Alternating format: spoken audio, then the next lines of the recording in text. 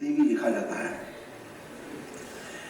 वो देवी करुणा की देवी होती थी, ममता की देवी होती थी, घर की लक्ष्मी होती थी, लेकिन साथ में वो दुर्गा भी होती थी और दुर्गा होकर के उन असुरों का वध भी करती थी।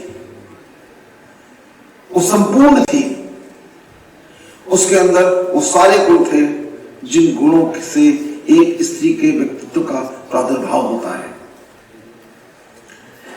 लेकिन ड्यू कोर्स ऑफ टाइम हमारी संस्कृति बदली, हमारे मानवीय गुण बदले, हमारी शिक्षा दीक्षा बदली और हम आज जिस चौराहे पर खड़े हैं, जहां पर चौराहे का नाम हमको लिखना पड़ता है 1090। ये कोई सुखद अनुभूति नहीं है कि हमको 1090 ऐसे चौराहे की को प्रसारित करना पड़े। इस समाज का विकृत स्वरूप है जो आज इस रूप में गया है। तो हमें, जैसा मैडम ने कहा, मैडम वर्मा ने, कि हमें समाज के व्यक्तित्व का परिवर्तन करना है, लोगों की सोच बदलनी है। स्त्रियां पुरुषों के बराबर नहीं है, ये बात उनको सोचनी होगी। स्त्रियां पुरुषों के बराबर नहीं है, वो पुरुषों से बहुत ऊपर है, बहुत बहुत ऊपर है।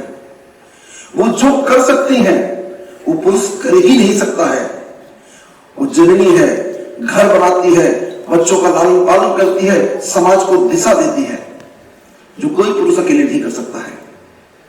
इसलिए हमें अपने आप को उस हीन भावना से ऊपर लाना है और ऊपर ला करके अपने आप को उच्च स्थिति में महसूस करना है कि जिससे हम इस समाज में न केवल अपने आप के, अपने बराबर के लोगों के, बल्कि आगे आने वाली जनरेशन को हम गाइड कर सकें, रास्ता दिखा सकें कि कैसे चलना है।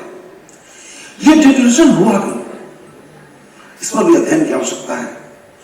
ये डिटोरेशन भारतवर्ष पूरे विश्व का दिशा निर्देशक कहलाता था। भारत का मतलब ही है, भा मतलब प्रकाश, जो पूरे विश्व को प्रकाश देने वाला होता था, पूरे विश्व को ज्ञान देने वाला होता था। लेकिन आज नहीं है, आज स्थितियां इसकी वैसी नहीं है। ऐसा क्यों हुआ कि हम जो पूरे विश्व को प्रकाश देने वाले थे, ज्ञान देने वाले थे, सबको रास्ता दिखाने वाले थे, आज हम इस अधोगति को प्राप्त हुए हैं? उसका कारण है अपने आप को न जानना। हम सब भौतिक संसार के आकर्षण में डूबे हुए हैं, कभी भी अपने आत्मिक स्वरूप में जाते ही नहीं हैं। और यदि हम अपने आत्मिक स्वरूप में जाएं, अपने आप को और आगे वाले को, दोनों को सेम समझें, सेम स्तर पर समझें कि मैं भी इस शरीर में हूं, लेकिन मैं भी आत्मा हूं और ये आगे वाला भी आत्मा है, और हम दोनों के कनेक्शन उस परम पिता परमात्मा से हैं, जो इस पूरे ब्रह्मांड को चलाता है, इस पूरी प्रकृति का स्वामी है, इस पूरे संसार का रचयिता है और हम सबका पिता है। और वो ही हम सबको शक्ति प्रदान करता है। आपने पुराने पौराणिक जो सीरियल्स आते थे, कभी देखा होगा कि एक देवी है, सौम्य है, करुणा की अवतार है, और उसके बाद जब उसके सामने कोई ऐसा परिस्थिति आई, कोई ऐसा असुर सामने आया, उसने अपने आप को उस सुप्रीम कॉन्शियसनेस से जोड़ा और दुर्गा का अवतार किया और उस असुर का वध किया। लेकिन वध करने के तुरंत उपरांत, अगर आपने सीरियल देखे हो तो गौर से देखिएगा, ये सब बेसिस पर बनाए गए हैं। उपरांत तुरंत वो फिर करुणा की देवी हो जाती है, फिर ममता की देवी हो जाती है और लोगों के साथ इतना प्रेमपूर्वक व्यवहार करती है, अपने समाज को, अपने परिवार को बराबर का स्थान देती है। जितने भी अपने महापुरुष हुए हैं, रामचंद्र जी हो, कृष्ण जी हो, सब लोगों ने अपने परिवार में स्त्रियों का उतना ही सम्मान किया। लेकिन आज सिर्फ हम भौतिक चकाचौंध की वजह से, शारीरिक आकर्षण की वजह से इस तरीके के गति को प्राप्त हुए हैं।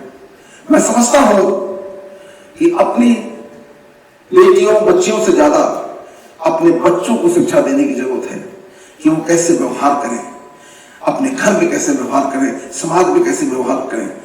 अगर यदि वो सुसंस्कृत हो जाए, उनका व्यवहार सही हो जाए अपने परिवार के प्रति, अपने सहयोगियों के प्रति, तो शायद ऐसी दिक्कतें नहीं होंगी। और मैं समझता हूं ये सब कुछ सिर्फ एक चीज से आ सकता है, और वो है शिक्षा। शिक्षा हमारे भारतवर्ष में शिक्षा वैसे ही बहुत कम है, लेकिन स्त्रियों की शिक्षा और भी कम है। और हमें वो सारे के सारे संस्कार जिनकी हम चर्चा कर रहे हैं, जिनकी मैडम ने भी चर्चा की, वो सब संस्कार से हम जागृत हो कि मैं किसी हीन भावना से ग्रसित नहीं हूं, मैं सबसे बराबर हूं, उनसे ज्यादा अच्छी हूं। मैडम, मैं आपको ये बताना चाहूंगा कि इस मेडिकल कॉलेज में या और जितने मेडिकल कॉलेजेस हैं, जितनी भी टॉप पोजीशंस आती हैं, उन सब में लड़कियां ही टॉप करती हैं। मैं रेयरली कभी देखता हूं कि कोई लड़का टॉप करता हो, सारी की सारी लड़कियां टॉप करती हैं। क्यों? इसलिए टॉप करती हैं कि उनके अंदर इतनी क्षमता है, इतनी लगन है, इतनी मेहनत है। मैं तो एज ए टीचर जानता हूं कि मैं जितना चीज उनको सिखा देता हूं, वो पूरा अनुपालन करती हैं। और मैं इस मेडिकल कॉलेज के अंदर, चूंकि इसका निर्देश करने का मुझे ईश्वर की तरफ से अधिकार मिला है, मैं अपने कैंपस के अंदर वो अनुशासन रखता हूं कि किसी हिम्मत नहीं है किसी भी विद्यार्थी की या किसी भी टीचर की कि किसी स्त्री के प्रति, किसी लड़की के प्रति आंख उठा करके गलत भावना से देख ले। बराबर की भावना से देखेंगे और उसको भी वहीं प्रोत्साहित करेंगे जितना और लोगों को प्रोत्साहित करते हैं। और ये ठीक है कि आज वो आत्मिक शक्ति हमारे अंदर नहीं है कि मैं उस ब्रह्मांडीय शक्ति से कनेक्ट होकर के दुर्गा बन सकूं, लेकिन बन सकती हूं। अगर मैं वो ऊर्जा भी डेवलप करूं तो वो भी बन सकती हूं। लेकिन शारीरिक रूप से किसी के अगर आवश्यकता है तो इस तरीके के जो एक्सरसाइजेज हैं जो आज यहां सिखाई जाएंगी, उससे आप लाभ ले सकते हैं। लेकिन एक बात मैं फिर भी कहूंगा, अंतोगत्वा एक शारीरिक शक्ति होती है और एक मानसिक शक्ति होती है, और मानसिक शक्ति से किसी को भी गिराया जा सकता है। यदि आप सही पथ पर हैं, आपके अंदर वो दृढ़ता, वो शक्ति होनी चाहिए, किसी की आंख उठा के हिम्मत न हो देखने की। और आपको इमीडिएटली उस बात की सूचना, यदि किसी भी तरीके से आप कॉलेज में है, स्कूल में है, किसी और जगह ऑफिस में है, यदि आप इमीडिएटली उस बात को रिएक्ट करके आपस में सहयोगियों से मिल करके उस बात का समाधान निकालें, कभी भी इस तरह